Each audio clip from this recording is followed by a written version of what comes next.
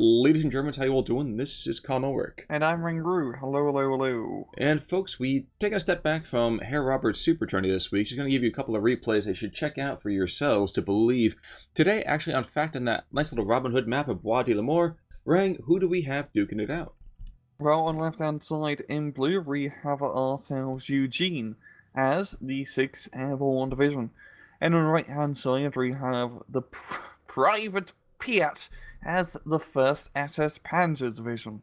Kind of feeling like we really should be seeing a switch of divisions in this particular case here. I know. The wrong guys playing as the Germans. I mean, the PIAT guy really should be using some bloody PIATs. Exactly. He just has to make do some Panzerfaust and... Yeah, really just Panzerfaust. I don't even think you get Panzer Strikes for 1st SS, so don't quote me on that. No, I think you're right. I think it's Fausts and maybe a little bit of Patron.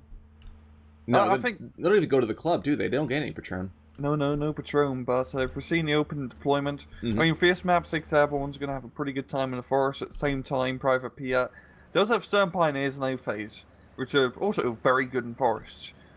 So it's, I don't know, we're going to see how it plays out. I'm going to guess Private PIAT is going to have a better time up north with his tanks and stuff and vehicles.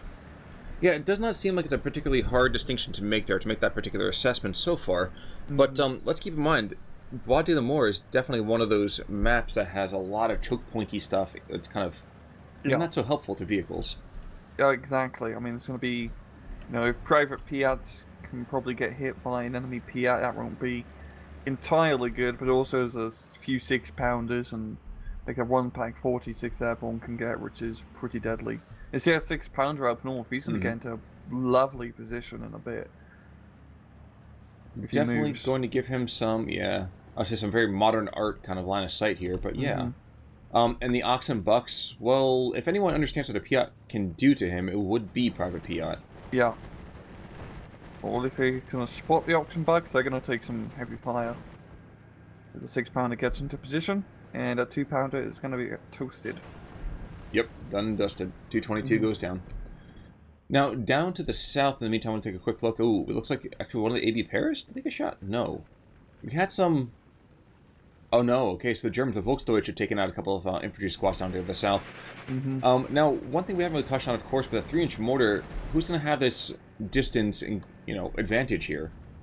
If he can knock out the Stern Pioneer, the 3-inch mortar, then YueJin should have pretty good control of the forest. As those Stern Pioneers is the one thing that can really bugger up his AB powers and other troops. I just want to look up north, and I think there's dogs getting hit. Yeah, got hit by the PIAT.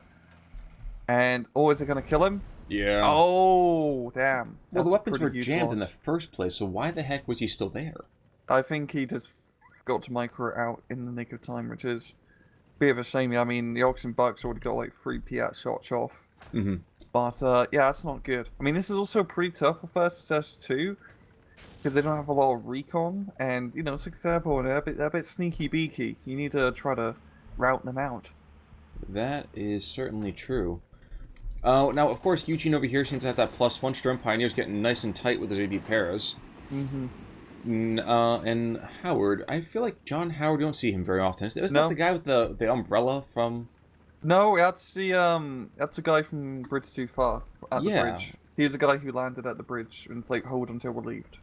Yes, but isn't that the guy who's... No, I guess it's not the dude who walked forward carrying an umbrella to attack the bridge. I don't know. Okay. I thought you were talking about the guy in A Bridge Too Far who's using the brolly to, like, scare off the... yes, that guy. Tank. I don't think it's that dude, no. Okay. I was going to say, not super sure if that's really the best option here. But regardless, we are going to see an MG moving into the north, which is, again, very, very unique. We never see MGs being used here. Especially for a German Panzer division, but for 1st SS, which doesn't have many half-tracks in A-Phase, or half-track infantry transports, I should really say. Yeah, 2-star MG42 can be a real great piece of equipment. Now, the funny thing, I'm sorry, just not to cut you off here, but it was that 3-inch mortar to the south, with the Stern Pioneer engaging the AB Para to his east, there could not have been a more perfect opportunity of friendly fire than the mortar dropping down literally on top of the AB Para. So it was like, oh my god. I'm sorry, you were saying that, please. But no, just MG42, pretty useful tool, especially against a soft target to 6th Airborne. Stern Pioneer down south, getting stressed out, and he's probably going to be throwing up the right flag in just a wee bit. And he does indeed. Another mortar half-track him to the south. Oh no, he just redeployed, didn't he? Mm-hmm. Now, before we get too much further, of course, you mentioned something to me this morning as we're recording this, that there is a new trailer out for Steel Division 2. Yep, and also the pre-order thing should be up. There's quite a few pre-order options. You can take a look at it yourself, but I know it's looking pretty good. Looking pretty good, and there's quite a lot of new content that they're going to be adding, especially with the season pass thing they're setting up. Yeah, you heard me gripe about it offline, but at the same time, you are right. There's a hell of a lot of stuff coming in. Tetrarch, Little John, by the way, you're going to be engaging that half-track. And I feel that Little John has an awfully big amount. Wait, I never noticed this. If you mouse over his 2-pounder, it's QF 2-pounder, parentheses, very late. Very late. Oh, sorry, I just got stopped up by traffic across a channel. Well, you never see him, so I wonder if that's what they were trying to tell us right here. So it was very, very late. So yeah, that's how the British mark their guns. Very early, sort of on time. Very late. Exactly. Got a very precise measurement system, right? Yeah. But regardless, yes, the MG continues to kind of sit up north. Not a whole lot of action there now. I think all the fighting's going to be done in the south, where, like you said before, it will favor the 6th Airborne. And how? Wow, it's definitely going to. Yeah, I mean, first assess. The problem with first assess is even though you have pretty good economy, well, okay, phase economy, but like once you get to B phase, you have pretty good economy. You just don't really have the units to do much with, which is, it sounds a bit weird. It's really first assess works well once you hit C phase. It's kind of like a Panzer lair situation, and right now they just don't really have the infantry, I'd say, to get a good foothold on this forest. It's going to be relying on using that mortar piece quite a bit. The Sun Pioneer's doing some good work. He's microing out absolutely lovely. As he goes down. Oh. Caster's curse. Yeah. Now, do you know if they picked a random map on this, or...? No idea. Okay, so I was going to say, the problem with first... Even to take it a little step further, you said about first SS is really strong once you get to C. Yeah, but on a forested map against an airborne division, against any kind of infantry division, you can't wait until C. Yeah, that is a problem.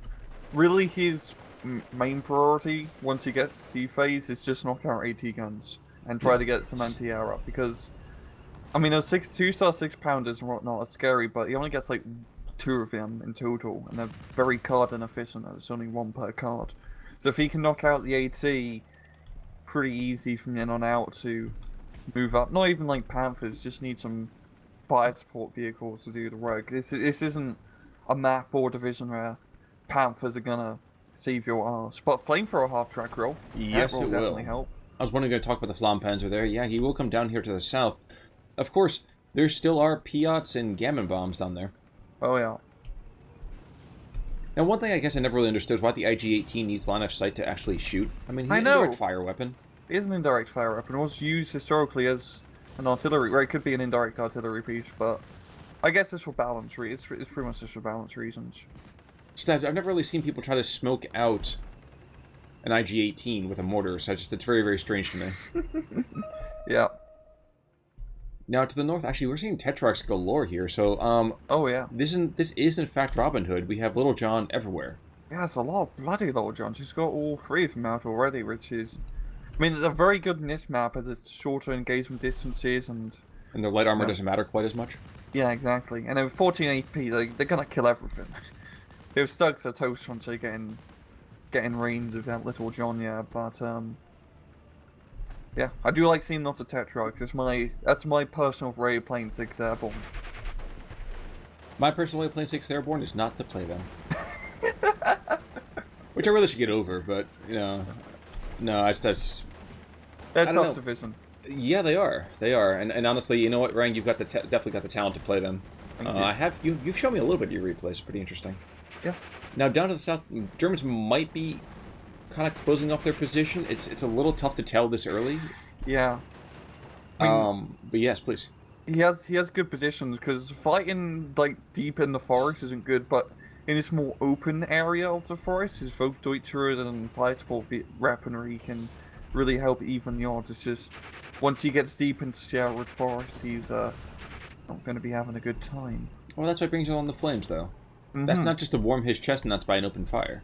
Imagine if you could, like, you remember in, like, Total War Tiller, you could, like, burn down forests entirely and start forest fires? Yes, it was absolutely freaking terrifying. I know, imagine if you could actually do that in this game. I mean, it kind of make forest maps a bit easy, so you just light everything on fire and rock up the remains, but, I don't know, it'd be cool. Well, you know, if we have a walking artillery barrage or something like that, then why not, you know, an incendiary barrage? Yeah, I mean, you know, napalm bombers, or very few napalm bombers in this game have, you know, another target to hit. Well, I always kind of hated the fact that the artillery, that the incendiaries never really stood any longer on a forested area as they did the open area. But a minor gripe nonetheless. Tempest and the Focke-Wulf are going to go back and forth. Tetrarch, CS down to the south. You know what that CS stands for? Close support. Aha. It makes sense. I don't know if that's a guess or not, but if it's a guess, it's a rather good one. It's a guess. I think it's a guess. But guessing it's like a 5-support vehicle with a howitzer, I'm going to guess close support. Yeah, well, 3-inch Mark 1, so that's not quite a Scott. Yeah. It's a little underneath that, but... And the turning fight over here, as the guys describe, figure eights in the sky. Meh. Yeah. In the really meantime... quite a dramatic dogfight between these two. Well, it's like beginners playing War Thunder. No, I mean... Boom and zoom, stop turn fighting. Yeah, well, especially if you're facing up against a Japanese plane. I know. No, you do not turn fire a Japanese plane. No, you do not. Oh, no, you do not. It's like, if you get within like a kilometer of a Japanese plane, you're already dead. Yep. As you and I actually discovered about a week ago. Oh, yeah. Yeah. Oh, we got a second Tempest show. I mean, if you're going to lose a dogfight, bring in a buddy. And that Focke-Wulf is probably going to go down. Well, you know what they say, Tempest's fugit. Oh, yeah. I'm not sure if the Latin joke is appropriate there, but we'll see if that works. And unfortunately, that Focke-Wulf, well, his tail gets clipped. Yep, and the Stug just gets murked by the 6-pounder as well, so do rather big losses in a short period of time. Well, if nothing else, we have a +2 now for YueJin. Mm-hmm. Mortar half-track going to get resupplied, but at the same time, there is some small, that cheap supply. You know, I feel like this was just unfortunate, like a really, really poor matchup of divisions on this map for the Germans. Yeah, I mean, once we hit the B phase now, he does get Storm Grenadier troops, which are pretty good.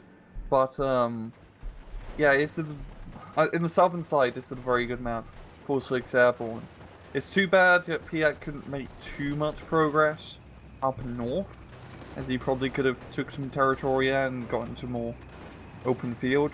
But it is a bit of a tough one. For example, 2nd Panzer would be doing much better in this map. They got many more stern pioneers in the early phase, and there goes the Flam Panzer to the Tetrarch. Oh, it's just some regular pioneers, but still, regular pioneers would be a very good choice. Yeah. You know, the thing that kind of confused me in this game is why the regular pioneers are so much better. And what? Well, really a lot of stuff. They're lovely well-rounded unit card. You know, they got a nice machine gun, they got some big scary grenades, 2 SMGs. They're pretty much good in every role apart from anti-tank. And I'm kind of wondering if we're going to see infantry all around get some sort of grenades for Steel Division 2. Yeah. I mean, the Germans love their mashed potatoes. I mean, grenades already kind of work in this game. Like, if you get within 50 meters of an open vehicle, it does stuff. But they never explain that, of course, so no one even knows that cool strategy.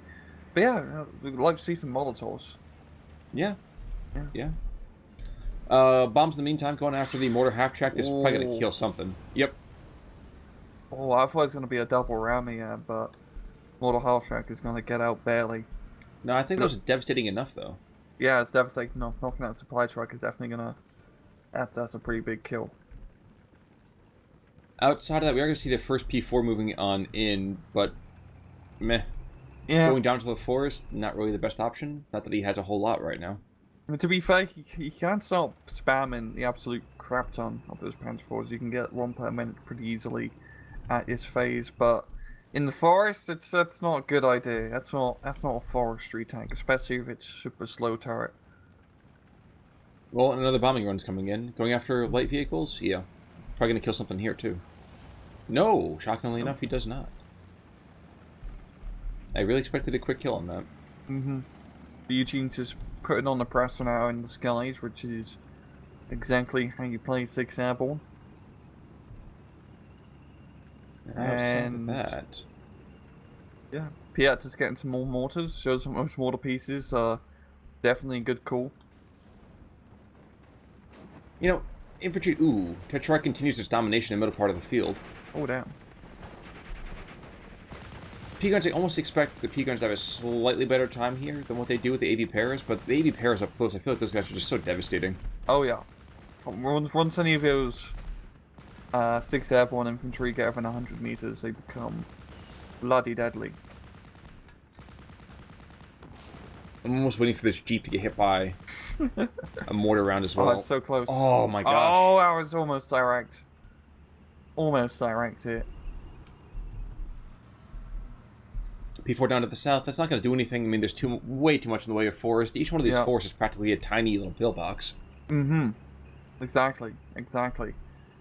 And even with the airborne troopers being surrounded, they don't have that penalty, so the out of supply doesn't mean jack.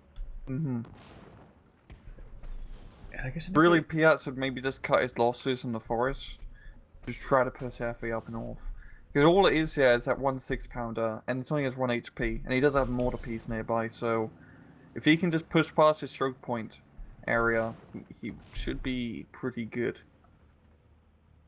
And it'd be a good idea to divert some, divert YueJin's attention from the south and force him to buy some stuff up north. I don't know, you were saying though, but and I have to agree with you still, with that Tetrarch Little John, he is still very much in that area, and he's going to lock down, what, 1,000 meters? Only 800. 800, thank you. But this Panzer IV's going to get into range of it, and does see it. And Panzer IV does have the 2-star veterancy, so and the range advantage. Miss. And the range advantage. Yeah, and he misses, of course. Naturally. Oh, of course. Naturally. Well, at this point, I think I can understand a little bit more why the P4s miss all the time. I mean, most of the tank crews were rookies. Yeah. That 2-star is more of like a suggestion. It's more of a guideline than an actual rule. It's like a 2 out of 5-star hotel review. Yes, yes. So he will get yelped something fierce here. But that 6-pounder does go down. Yep, good kill. Now, if you can just kill the Oxen Bucks and bring up some more infantry, which is exactly what he's doing, he could potentially push through. YueJin's going to be bringing in, I believe that's a 17-pounder up north. Oh boy. Yeah. That's a...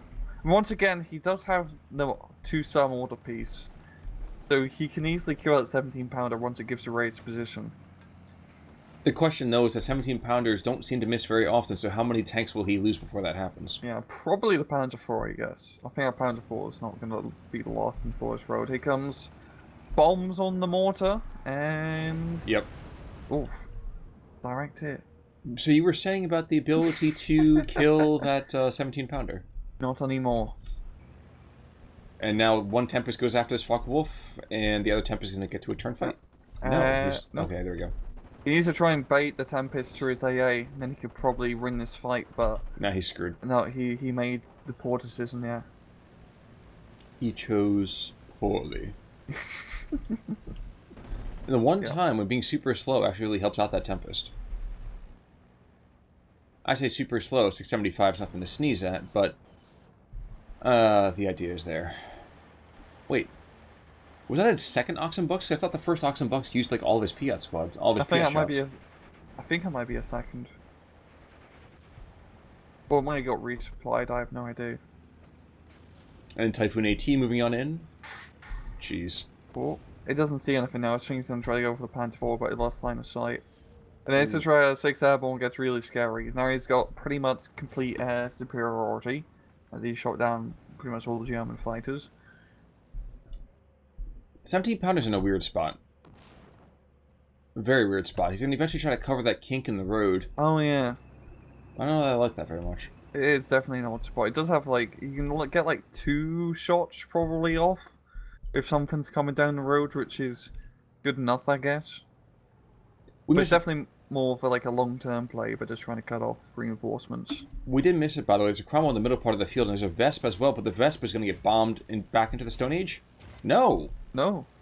You even get bombs off. That's really strange. Yeah, the AA piece actually saving his ass. Which, I don't know, like, he wasn't even damaged at the time. Ammo storage hit, so the Tetrarch finally takes some kind of critical to the north. But just like that, the Germans are forced to flee. And we're not seeing the P4 spam. No. Not remotely, but what else can you do? He doesn't have any other play. I look at his P4 down south. Oh, he's going to get ambushed by AT grenades. First one hits direct on Panzer 4 returns fire, but the AB Powers has already done the damage. Damn. That was not a good play of the Panzer 4. No. That's 30, 40 points taken out, 130 or 40. Yeah. I'm gonna admit, YueJin does have like the map advantage bit on this map, but at the same time, PIAT he made some pretty big errors in this matchup too. Oh yeah, no doubt. Yeah, no doubt. Ammo storage jeep, ammo jeep to the top, as you might expect. And yep, half track after half track goes down to the south as well. You know, we talk about the half tracks being such a solid kind of staple of the German army. But you really have to use them appropriately. You can't just throw them in willy-nilly. It's not just a machine gun. It's so much more than that. Yeah. It's a tool for, you know, getting people to sign their surrender. That's what I use half tracks for.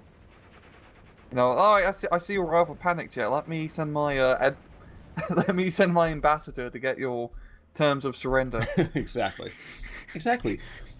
That or a standoff machine gun. You're not in it to mix it up. You gotta stay 300, 400, 500 yards away. Yeah. And then there's also a time... meters, I'm sorry, European.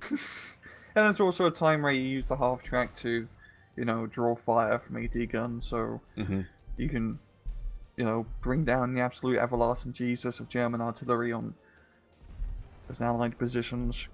The absolute Jesus, you mean the Vesp?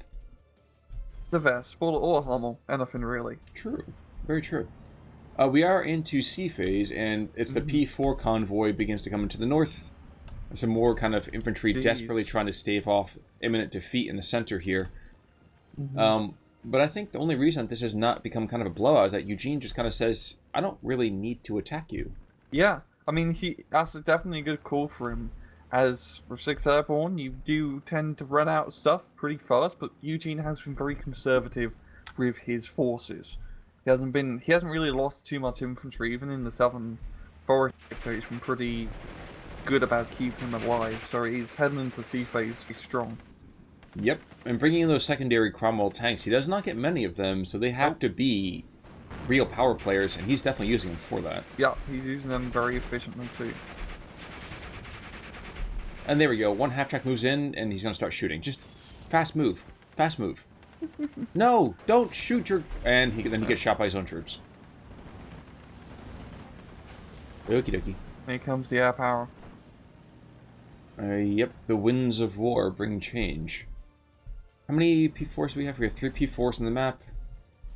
I'm trying to think, is there anything else he could be getting here? He's going to be trying to do, I'm thinking, a breakthrough just right through the center of all those P4s. It's going to be pretty tough, as there's quite a lot. Like, YueJin has managed to set up a quite nice amount of defenses all over. He's got layers of defenses, which is very good. Well, he will get troops into this town at least, so the Volksdeutsche will be getting on in there. But as you said already, another Cromwell comes in as well. So we have 2 Cromwells in the area, 6-pounder with the air power. We have all of this freaking PIATs. Like, you name it, it's there. I am surprised that minimal anti-air has been as effective as it has been. Yeah, one little 37mm on the back of that truck has been doing pretty good. I think it's the... No, so it's just a 36, never mind. Well, I'd like to point out there's 2 Gepards moving on in, and I think the name of the first guy basically says it all. Those things are a piece of... Well... They're very situational, let's put it that way. I'd say 2 stars are pretty good. Yeah, but they at this point, you can't use them against anything heavier than infantry. Like, the AT guns will take them out in 3 seconds. with all the air power that's on the field here, yes, they'll be able to stave off the air power for a little bit, but even then, you see, they're making gun runs and rocket runs consistently, and they're not going to kill. What's going to kill is that Focke-Wulf. Yeah, exactly.